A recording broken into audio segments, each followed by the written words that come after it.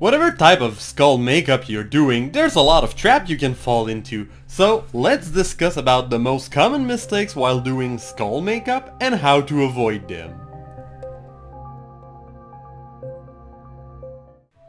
Hello shapeshifter and doppelgangers alike, I'm MightyJ Cosplay and welcome to my channel. So in today's video I want to talk about some beginner's mistake for when you're doing a skull makeup or a skull face paint, how to avoid them and what to do instead in order to improve your game to be totally ready for spooky season.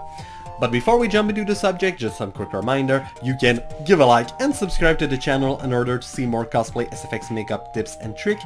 You can also follow me on Instagram to see pictures of my makeups and you can find the link in the description. So now let's get skeletal! So the first point I want to talk about is even before you start doing your makeup, and it's reference pictures. This one is a little more objective, but basically I think the main mistake a lot of people are doing is first of all not using reference pictures. I mean, even if I've been doing skull for a while and a wide variety of skulls, I always take a reference picture because it's easy to kind of lose track of where you're going and getting out of proportion if you don't have a reference picture.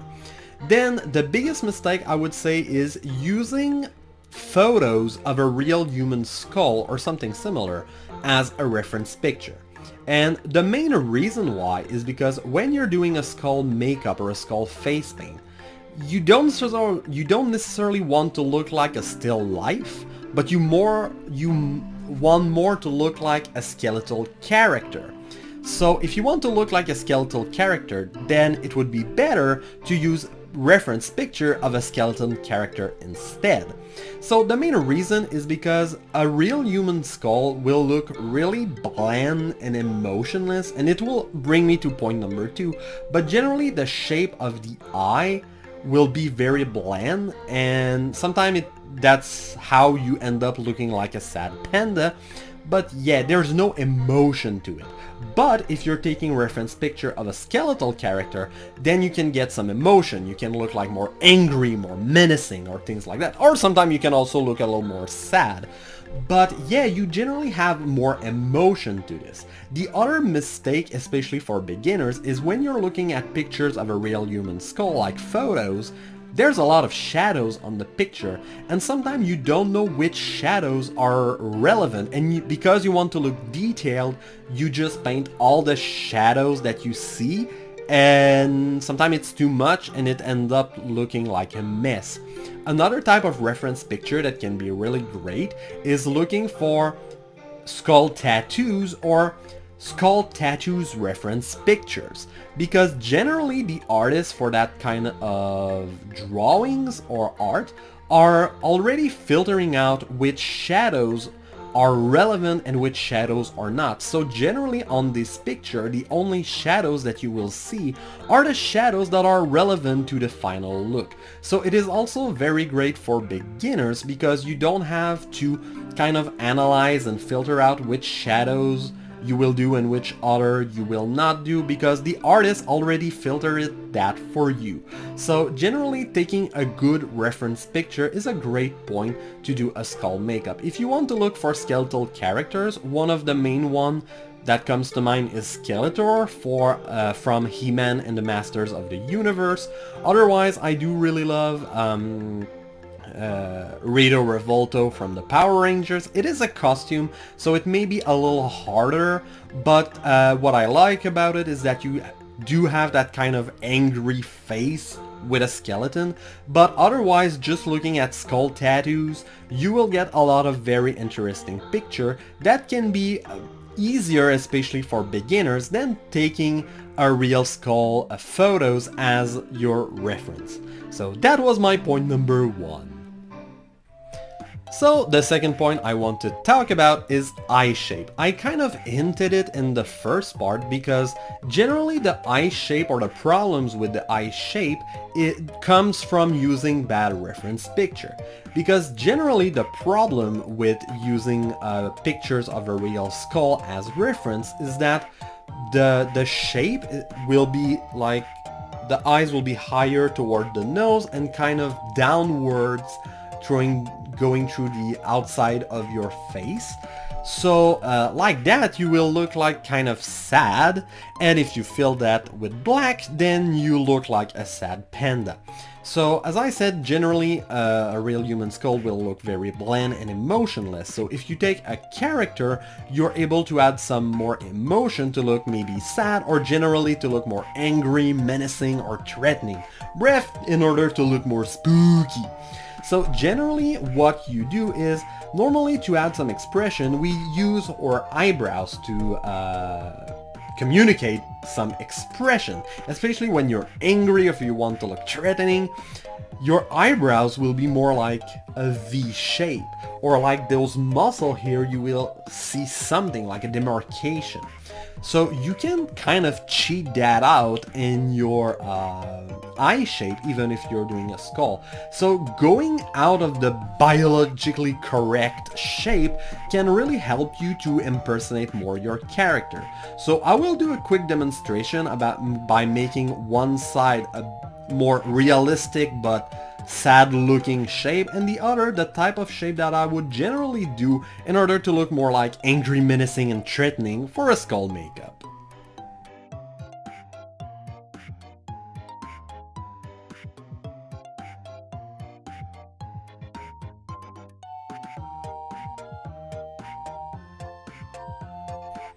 So this is a quick sketch of some eye shapes. So I made a bad one and a more better one. So this side is more like the bad one. This is more where I use as a reference picture a real human skull. So basically also it's very easy to trace because you can kind of see the shape of your bone a little bit under your skin. So I just kind of follow the natural shades. You can see, especially if I fill that in, because it is going like downward, I will look sad. If you fill that black, you will look sad. On the other side, as you can see, it looks a little more menacing. I kind of cheated around my eyebrow. This will be like an unnatural bone, but that will help to mimic an eyebrow. For the shape of the eye, I made it smaller toward the nose, so it also helped to look more menacing. So by having it wider on the outside and really smaller on the inside, especially that part over here, it also really helped to mimic that angry expression. So with that eye shape, you will look more menacing. So that was my point number 2. So now let's continue with the tracing. So the third point I want to talk about is too much mouth. Basically making the mouth way too wide. Generally this point happens because you want to make your character very scary looking, you want to make a lot of teeth, and you're not necessarily setting boundaries before starting to draw the teeth, so you just add more and more teeth and then you end up making it too wide. Generally that mistake will show up in pictures when you're taking photographs. Basically, if you're looking straight into the camera, sometimes what will happen is that it will look like you have a line like crossing your whole face horizontally. You will end up looking like the Canadians in South Park, how they are depicted and how the top of the head and the bottom of the head are not looking connected. Generally that's how you will look if you're making the mouth too wide. Also you will have just no place to draw the jaw, or to draw the jaw and being able to see it when you're facing the camera. So generally the first of all, it's really important to set guidelines before starting to draw the teeth. So generally what I suggest is, if you're looking straight up to the camera, you can look like at your pupil and a horizontal line crossing your pupil. Generally that's where you should end the mouth. Otherwise, if you want to make it a little larger, never go farther than the outside corner of your eye, right here. Because if you're going farther than that, you will have no place to draw the jaw, and that's how you will end up having like a mouth that will cover your whole face when you're looking in front of a camera. So before sketching the do and don't of the mouth part on my face, I want to talk about point number 4. So for the 4th point, I want to talk about what I will be referring to, the cheekbones. Basically, to get it more shorter, I will refer to this area over here, the bone that you are supposed to draw, as the cheekbone. Anatomically speaking, I think this is like the zygomatic and part of the maxilla bone. Not sure about how you say that in English, but basically I will be referring to that part as the cheekbone, okay? Just to make it simple. So generally the mistake that some people do is they don't make a clear distinction between the part where you see the teeth around here and that bone. So not making that distinction will really look like that there's something missing and that you're missing out on the shape of the skull.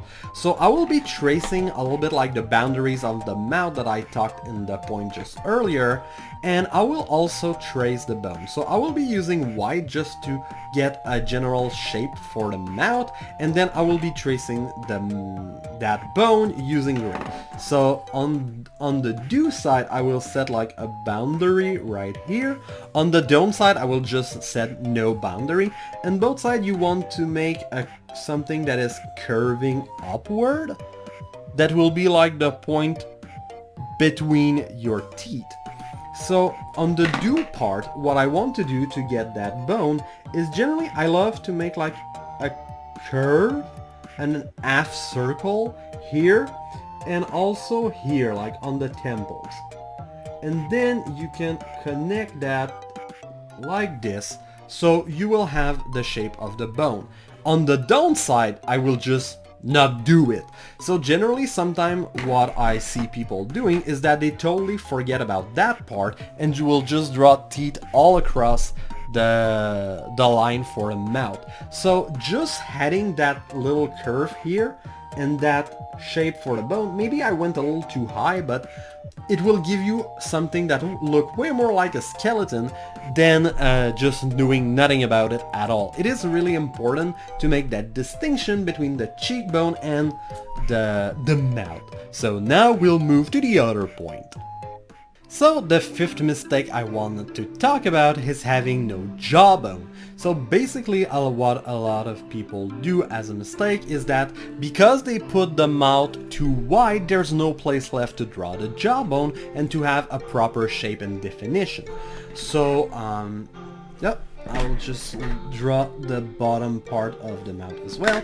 So one thing that you can do to get a quick and easy way of drawing the jaw is we made a semicircle here, so we'll just do kind of the same thing on the lower part as well, and then you want to connect that to the cheekbone.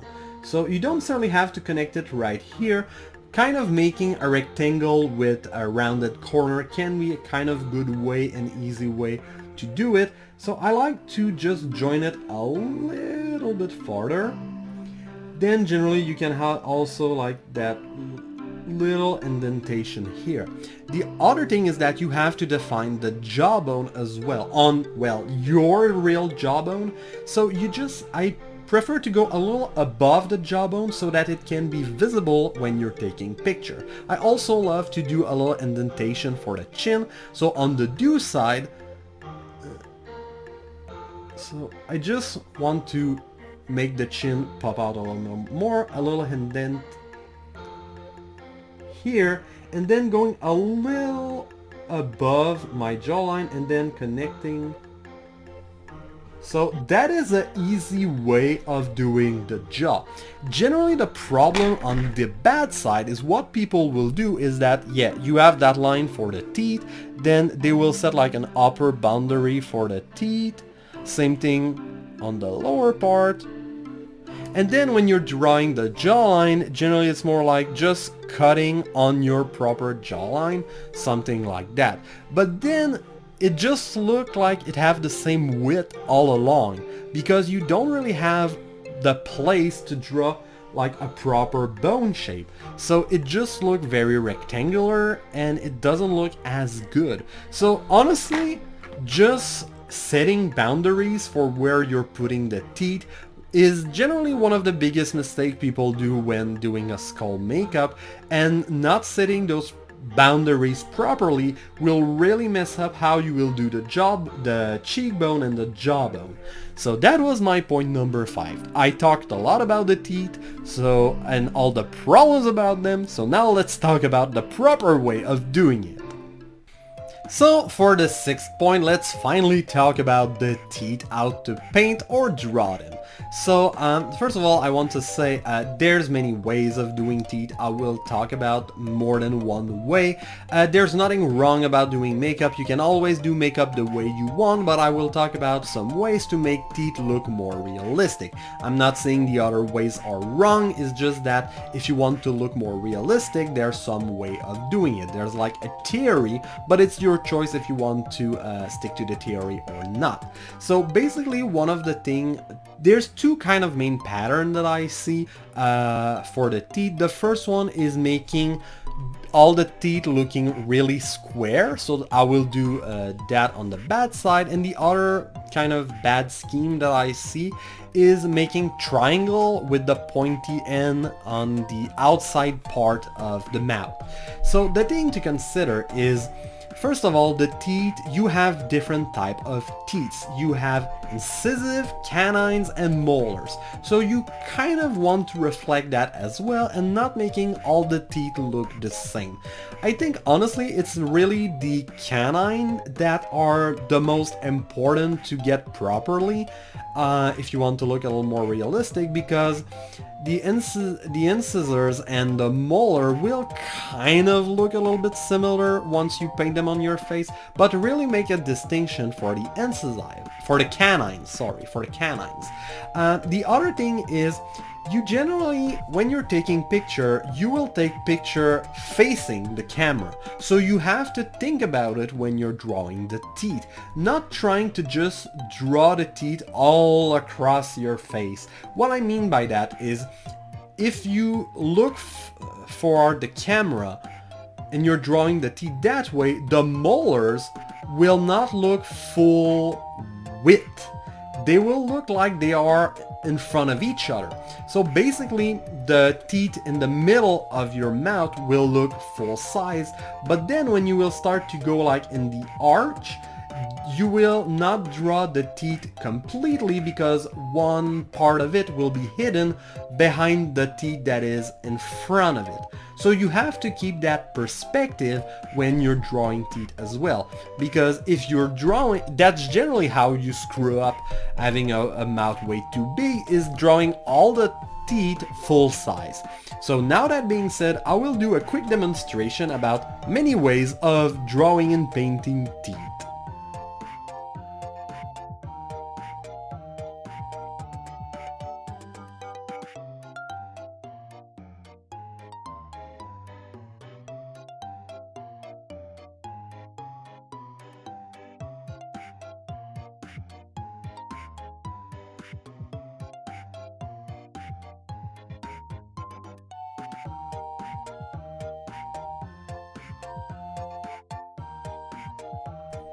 So now that I painted the teeth, let's talk about them a little more in detail. So on the upper part here, what I did is using a flat brush and pretty much just stamping the teeth on. So they are pretty much very square, they are pretty much all the same size, and it kind of looked like cartoony. It looked more like stone pieces, like for a pavement more than actual teeth, because kind of like a dimension a little bit. On the lower part, what I did is using the flat brush, but twisting it. That's hard to do while talking, but kind of twisting it to get that kind of triangular shape. At least it looks a little bit better, but it's really important also to make that the teeth more in the back are not necessarily the same width as the one in the front.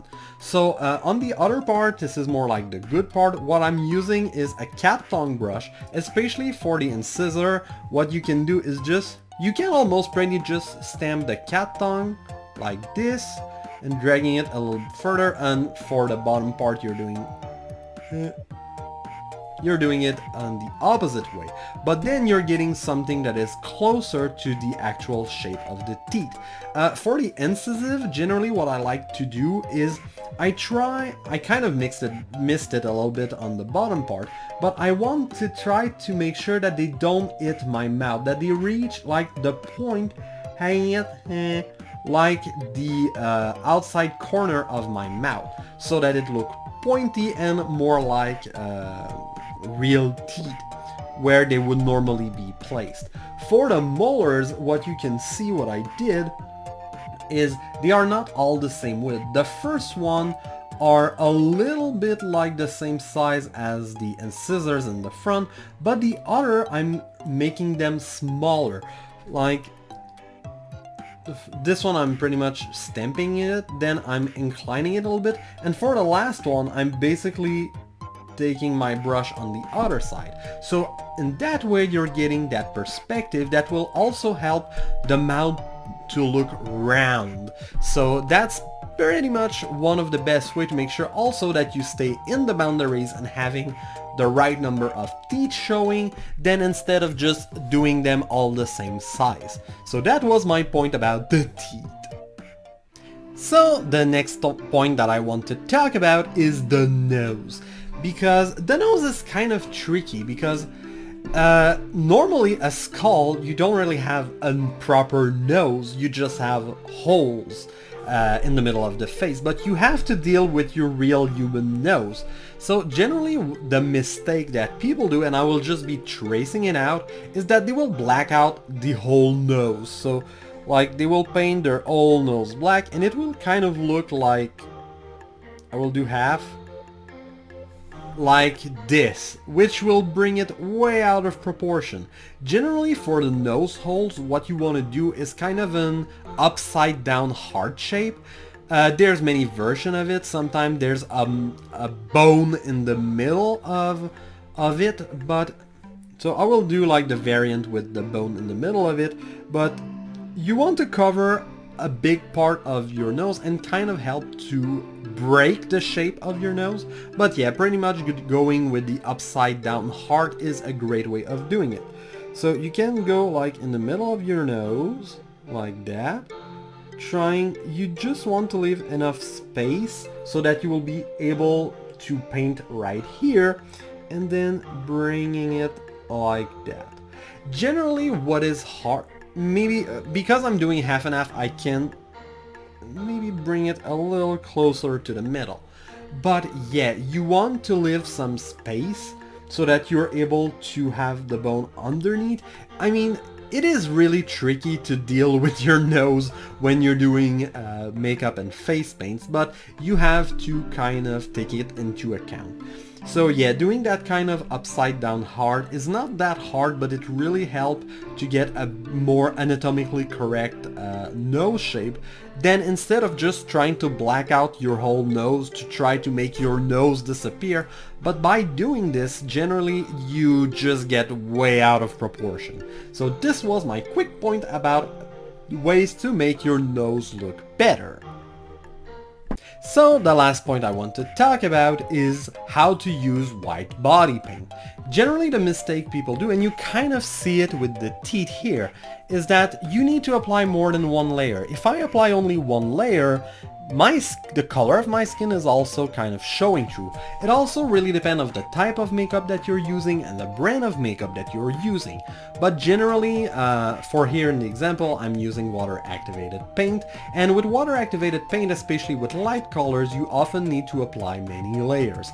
Generally, with white, I suggest applying 2 or 3 layers in order to get a decent coverage. Generally, also, the way I will do that is for the first layers, I want to have a thicker consistency for the makeup.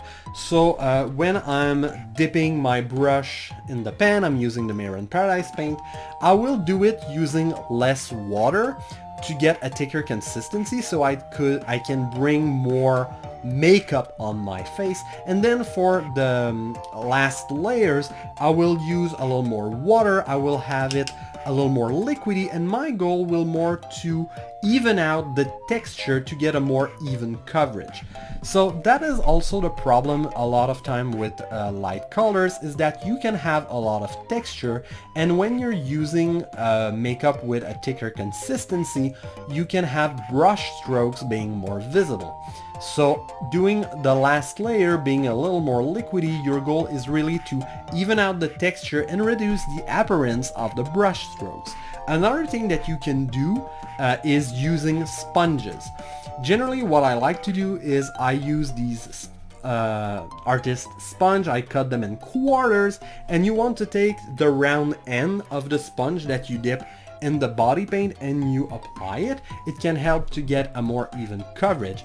You want to avoid using sponges with edges, because when you will stamp it, you have great chances that the edges of the sponge will be stamped on your face as well. So pretty much that's the reason why beauty blenders are such a big deal in the beauty industry, because, well, they don't have edges. So that's why it's such a big deal, and it is always better to use the round edge of your brushes, of your sponges. The other thing that you can do in order to help with coverage and reduce texture is I like to set my body paint using powdery eyeshadow, powdery white eyeshadow. So like, I'll take this one like from MAC or from Wet n Wild, but you just take a wider brush. No, you don't have to take like an eyeshadow brush. I love to use the e.l.f. Concealer brush, but you can use like a blush brush or something like that to use white eyeshadow as a setting powder. So that's another way to help. First of all, it will also help your makeup to transfer way less, but it also helps to get a better coverage and to get a more even texture. Sometimes I say that white is a color that is trickier to use, that may not be the most beginner friendly, but the other thing is you can do skulls and other colors as well. I noticed that if I go through my Instagram feed and look at my makeups, the second color that I'm using the most to do skull is mango. I mean, I'm using the Mirror in Paradise paint, but the second shade that I'm using the most after white is mango.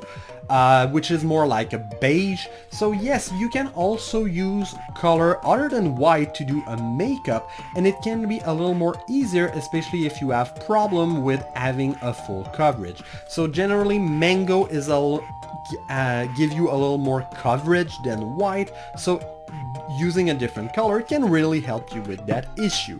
So I'm kind of lacking of time, so I will not paint my whole face white or mango just to demonstrate the point, but these were my main points regarding how to use body paint to do a skull makeup.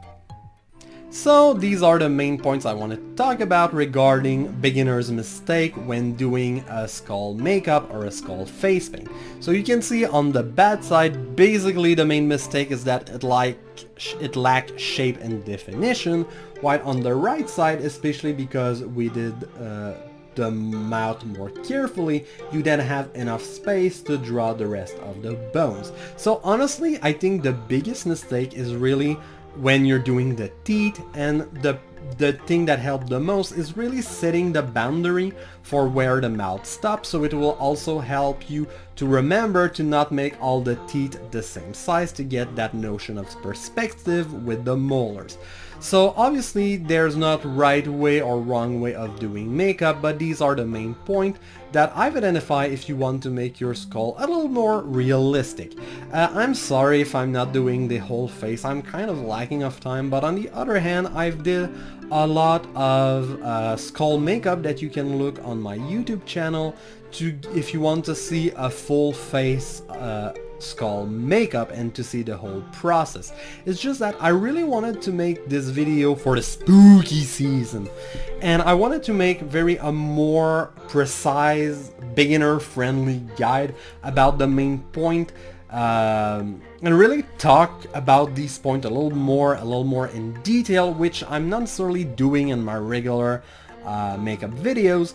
But you can see on my YouTube channel I did a lot of skeletal characters, especially a lot of monsters and demons from the video game Doom. I did also Rito Revolto, I did Mingi Jungo from Banjo-Tooie. These are all skeletal character that I did. The Hero's Shade from Zelda Twilight Princess. So these are all skeletal character that I did on my YouTube channel that you can look for. You can also see, especially in the latest one, that I also improved my technique, and you can see my progression through my own video as well.